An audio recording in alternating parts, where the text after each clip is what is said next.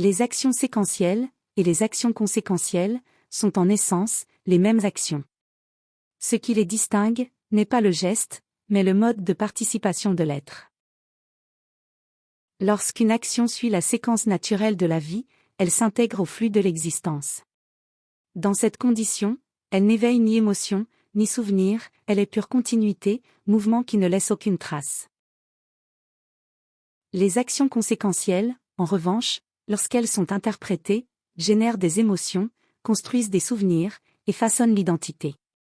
C'est ainsi que la vie séquentielle se différencie de la vie interprétée. Dans la vie séquentielle, les êtres sont les agents constructeurs de leur propre existence, mais non en tant qu'individus isolés.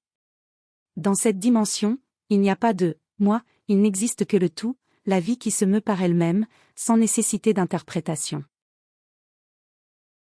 La vie interprétée, au contraire, naît des actions conséquentielles. En générant émotions et souvenirs, elle fait apparaître l'être qui interprète, le sujet qui se perçoit séparé de la séquence. C'est à cet instant que la perception se trouve imprégnée par le sentiment. Le sentiment touche toutes les parties de l'être.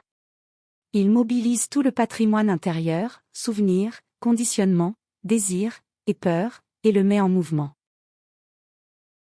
L'irrationalité, lorsqu'elle domine ce processus, produit des conséquences émotionnelles nuisibles. La raison appliquée, quant à elle, transforme cette même énergie en science, invention et création. Tout naît de l'interprétation des actions conséquentielles, qui agitent le coffre des émotions et des souvenirs. C'est ici que l'être se distingue de la vie qui suit simplement son cours. La vie qui suit, son cours contient les actions séquentielles, mais aussi l'acceptation, la soumission, et le conformisme, états qui maintiennent le flux, sans pour autant le transformer. La révolte est le premier fruit de l'investigation.